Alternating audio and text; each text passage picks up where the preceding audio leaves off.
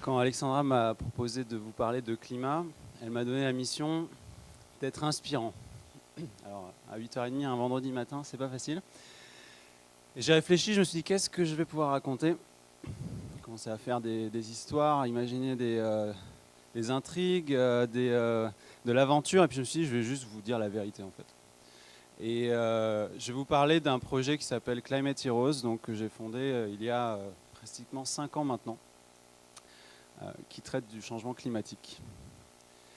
Alors, tout commence en 2009. Donc 2009, je ne sais pas si vous vous souvenez, la conférence de Copenhague. On a vu pas mal de choses passer dans la presse. Ce genre d'images, pas toujours très motivantes. Bon, les ours au désespoir. Le sommet de Copenhague en décembre. Donc c'était un moment de réflexion, on espérait d'action, puis c'est pas passé grand-chose. On a vu tout ce genre d'images dans la presse, sur Internet, donc on comprend bien que la faune, les hommes sont en difficulté. Moi à l'époque j'étais consultant, donc je travaillais en stratégie, consultant en stratégie dans la santé, et j'avais un bon boulot, ça faisait quelques années que je bossais à Paris, à New York, et puis je voyais passer tout ça. Et des choses qui touchaient l'environnement, des choses qui touchaient la planète, des choses qui touchaient les hommes directement. Et des phrases pas très sympas. On se disait qu'est-ce qui se passe, on comprenait pas bien. Enfin, d'un coup, c'est comme si on se réveillait et puis qu'on se disait ah bah là il y a un problème. Des gens qui sont déplacés, donc des migrations, des populations en détresse. Donc l'ONU prévoit jusqu'à 200 millions de réfugiés climatiques en 2050. Des camps de réfugiés. Donc est-ce que ça va être, moi derrière mon ordinateur, je me disais, est-ce que ça va être le futur des villes de demain? Est-ce que ça c'est notre quartier de demain? Est-ce que ça c'est nos voisins? Qu'est-ce qui se passe? Donc le sentiment un petit peu d'entrer dans le mur, quoi.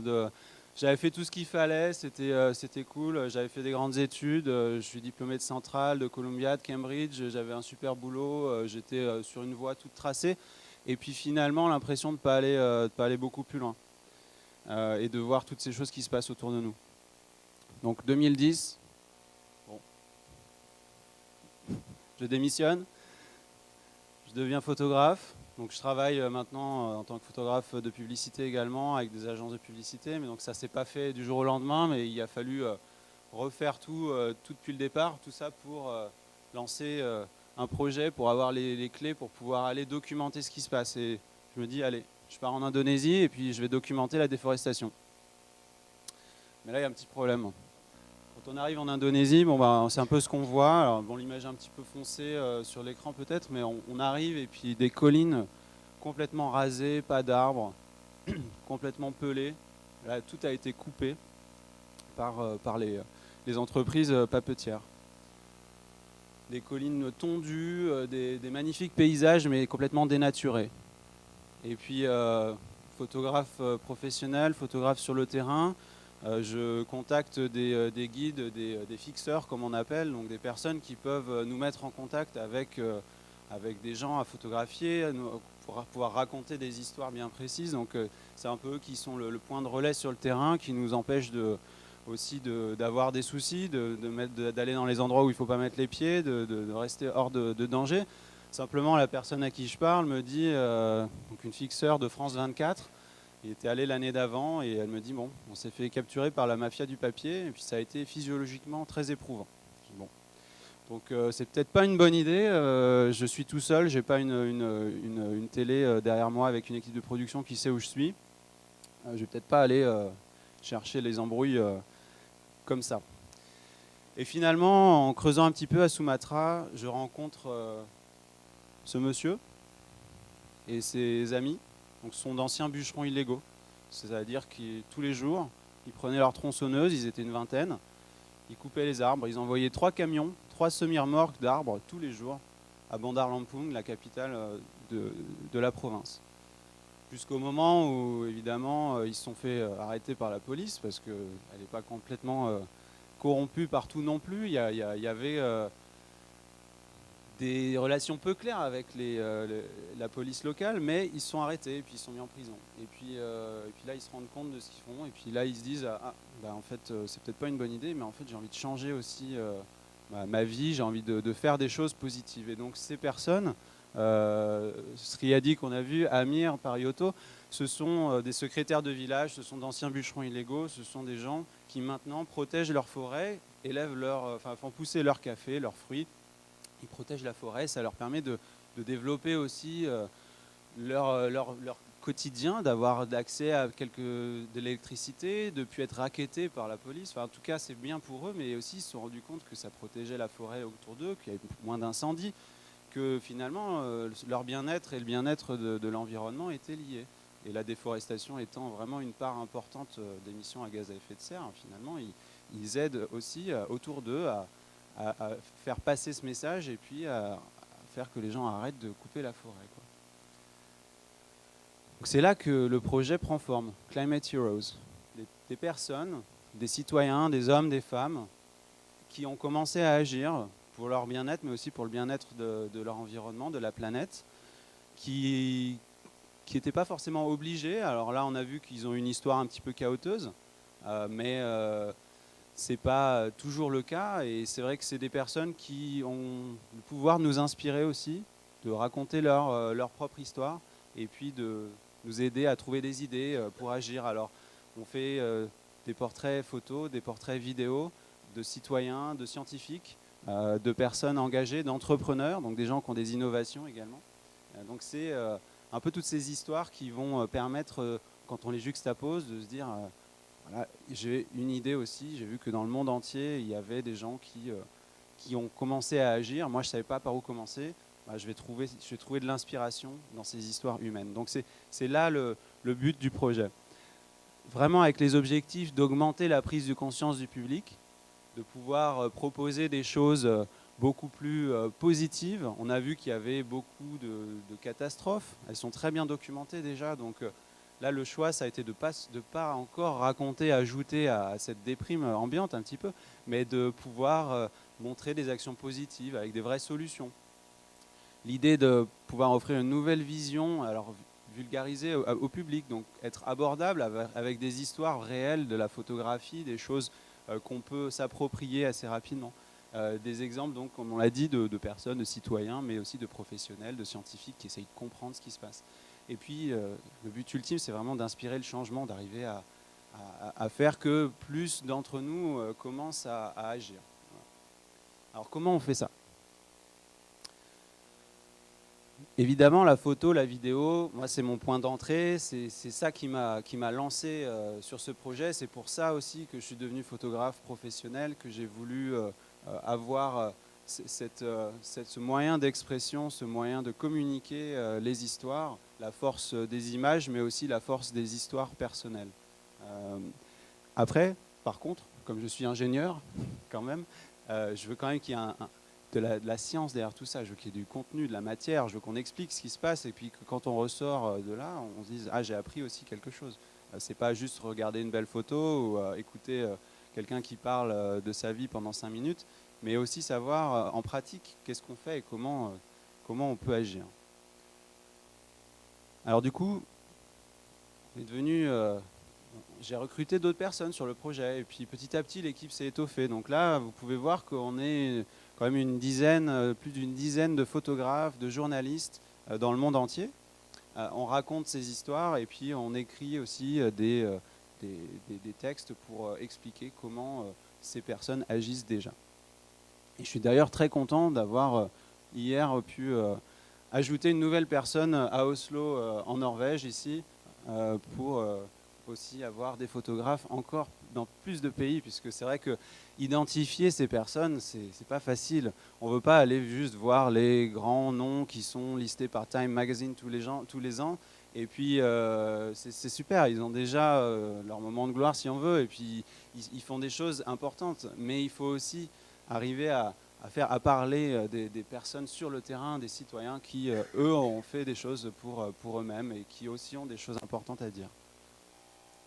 Donc l'idée, c'est vraiment de commencer par l'aspect humain, de toucher les personnes, parce que quand vous voyez quelqu'un qui est en Indonésie, vous dites « Ah, bah oui, bah lui, il est en Indonésie, moi je suis à Paris », nos vies n'ont pas grand-chose à voir.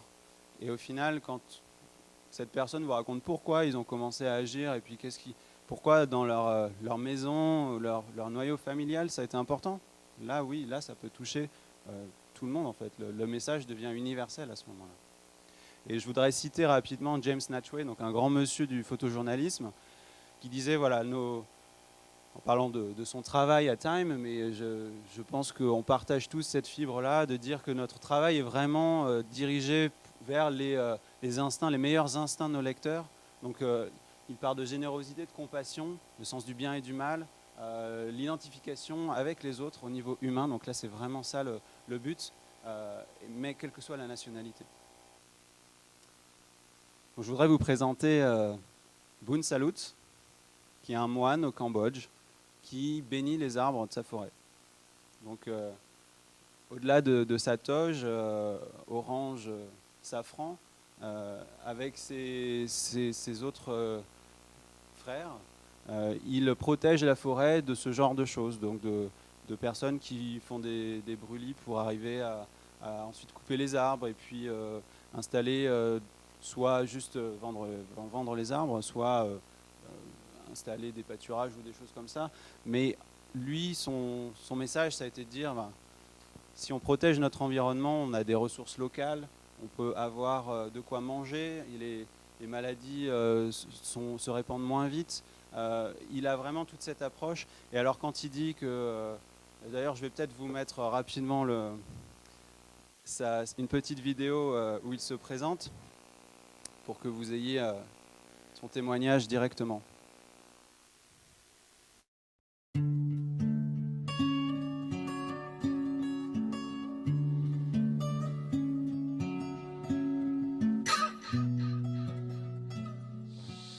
Jamran po nhómអាត្មាភាពព្រះនាមប៊ុនចលួតប្រធានសង្ឃសហគមន៍រុក្ខវ័នខេត្តដំណជ័យប្រទេសកម្ពុជាហើយអាត្មាភាពមានប្រជាជន90ដែលអាត្មាបានបួសក្នុងពុទ្ធសាសនាឆ្នាំ1990ហើយអាត្មាជាកូន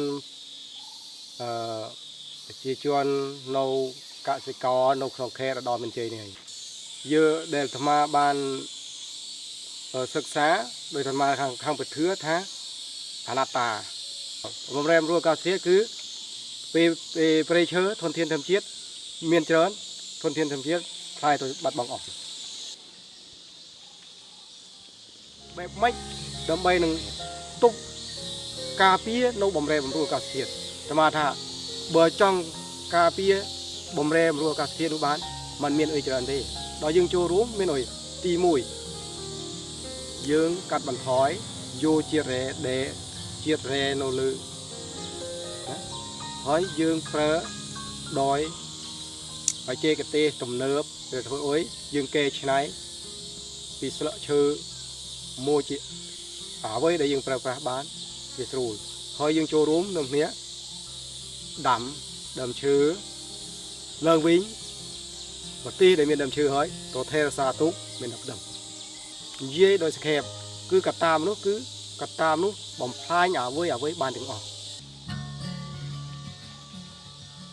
អានេះសំខាន់ណាស់ញោមសំខាន់ណាស់ការបំរែបំរួលអាកាសធាតុនេះបើយើងមិនចូលរួមទេណាបើយើងមិនចូលរួមទេយើងក៏នៅមិនបានសក់ដែរអូយើងនៅអត់បានសក់ទេនិយាយមួយម៉ាត់គឺយើងនៅអត់បានសក់ទេហើយអាយុយើងនឹងខ្លីមុនអាយុដែលកំណត់ហើយមួយទៀតសំណុំពោមួយទៀតសូមឲ្យញោមទាំងអស់ចូលរួមថែរក្សាការពារទាំងអស់គ្នាបើញោមមិនចូលរួមថែរក្សាការពារឲ្យអ្នកណាការពារឲ្យអ្នកណាថែរក្សា nhôm chăm mưa tao nhôm bờ thà nhôm mình cho room cà bia thề xa đi nhôm dùng mình tranh đi còn này cứ dê đòi trăng bờ thà dương cho room bờ dương cho room thề xa cà bia nơi sầm bát thuần thiên thầm chiết thà thà thề xa nó bát thán và phưa bài tòng đó anh nút phưa oi một nụ lô dưỡng miền cá ruộng nấu đòi sọt bồng pro preng thôn ấn prang thôn này nông phố dùng gói cứ vấn đề số mồi ở lô mê tá chui chủng đuôi ở kia chuốn ban prey xạ cùng cà bia xạ cùng cốc cốc này nô lơ phô lô đòi ỏi miền prey cà bia cốc cốc này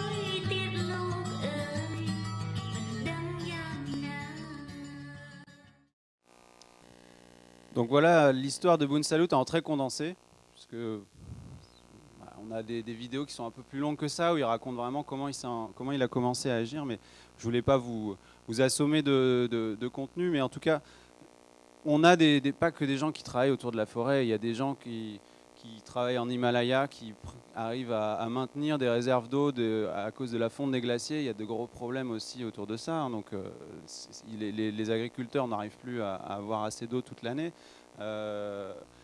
Des scientifiques qui étudient, qui essayent de comprendre comment l'augmentation du niveau de la mer change la salinité dans les rizières au Vietnam et comment les gens sont affectés par tout ça. Également des gens qui sont plus proactifs. Au Canada, par exemple, Benoît construit des maisons, d'abord pour lui, mais après pour d'autres, qui consomment moins d'eau et d'énergie qu'une famille africaine. Donc, au Québec, il fait froid, il fait moins 40 degrés. J'y ai vécu pendant 1 an et demi. L'hiver est rude et il se chauffe 2 mois par an. Donc c'est vraiment c'est un beau défi, je pense, mais également il a fait ça d'abord pour prendre soin de sa famille, pour avoir montré qu'on pouvait avoir une belle maison mais pas trop chère et en même temps qui respecte l'environnement. Jintana en Thaïlande a empêché la construction d'une usine de charbon qui aurait complètement dénaturé la belle plage où elle se trouve, de son village, empêché les pêcheurs d'aller pêcher, mais également qui aurait pollué, rejeté des tonnes de carbone dans l'atmosphère. Donc au péril de sa vie d'ailleurs, puisqu'elle a été, on lui a tiré dessus plusieurs fois. Donc l'idée c'est de trouver des gens inspirants, passionnés, qui ont des impacts positifs, qui peuvent être répliqués et soutenus dans le temps. Donc Jean Jouzel également, que vous connaissez peut-être du GIEC, qui lui travaille depuis 45 ans à comprendre ce qui se passe et puis à avoir ce rôle d'éducation vers le public, d'explication comment le climat passé nous apprend aujourd'hui à anticiper les évolutions du climat futur. Ce sont des aventuriers également, ce ne sont pas que des scientifiques, mais voilà, ce sont des gens qui sont passionnés par ce qu'ils font. Et la science rapidement, pour montrer un petit peu, c'est vraiment une donnée ici, mais si on s'intéresse à tous les aspects qui contribuent à l'émission de gaz à effet de serre, par exemple, nous on travaille sur ces différentes thématiques. L'énergie, le transport, l'industrie, l'agriculture, la forêt. Je vous ai donné plusieurs exemples sur la forêt. Donc après, à partir de ces histoires, l'idée c'est vraiment d'arriver à proposer une solution, des initiatives, de l'inspiration sur chacun de ces thèmes. On travaille avec des scientifiques, les organismes de recherche français comme l'IRD, le Earth Institute à Columbia University, des journalistes qui ensuite arrivent à écrire toutes ces histoires et à transmettre cette information au public aux côtés des photos et des témoignages vidéo. Et puis des ONG, on discute avec l'ONU, on discute avec des partenaires de l'ONU, avec des fondations comme des ONG comme Global Call for Climate Action, la Leonardo DiCaprio Foundation, le WWF, Sierra Club, Amazon Watch. Tous ces gens travaillent déjà ensemble, 350.org.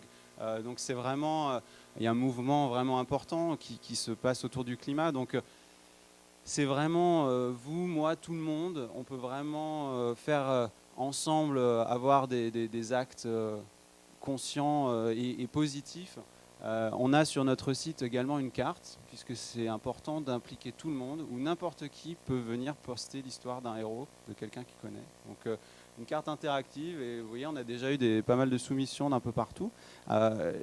Vous connaissez quelqu'un, vous pouvez venir raconter son histoire, et le but c'est d'arriver à impliquer le plus d'entre nous, à prendre possession de cette thématique, et à vouloir contribuer, même si c'est juste en parlant du travail de quelqu'un. Mais l'accumulation de ces histoires devient inspirante. Là, par exemple, quelques photos qui ont été envoyées, photos de nos héros, photos des héros qui ont été nominés à travers le site. Donc, c'est quelque chose qui prend de l'ampleur et c'est maintenant le moment aussi de s'impliquer. Donc, qu'est-ce qu'on peut faire en concret ? Le 30 novembre, à Paris, c'est la COP 21. C'est le sommet du climat. The next biggest thing après Kyoto, après Rio plus 20, après Copenhague. C'est vraiment l'échéance, tous les yeux sont braqués sur cette conférence. Il faut arriver à quelque chose au moment de cette conférence. Vous pouvez venir travailler avec nous si vous voulez, si vous avez la fibre et que vous avez envie de nous aider, c'est avec grand plaisir. Vous pouvez bien sûr nominer un héros sur le site, rejoindre, il y a beaucoup de manifestations qui se passent en préparation de cette conférence. Par exemple, les dimanches, une fois sur deux, Cup of Tea, Place to Be, donc ce sont des artistes aussi qui se retrouvent, des activistes qui échangent sur le thème. Et puis un crowdfunding qu'on annoncera sous peu sûrement, qui va permettre de continuer à documenter et à raconter les histoires de ces héros et à les présenter, on l'espère, de façon beaucoup plus osée pendant la conférence aux leaders des pays qui vont venir négocier ici à Paris. Donc c'est un peu un pari qu'on va faire à Climate Heroes, mais c'est vraiment le moment d'aller leur montrer qu'il y a des solutions, que ça vient d'en bas et qu'eux aussi doivent s'impliquer. Voilà, donc n'hésitez pas à nous suivre, à rester en contact avec nous, avec l'équipe de photographes donc, qui travaillent. Alors, 3 personnes de l'équipe sont ici à Paris et puis le reste dans le monde entier. Je vous remercie beaucoup.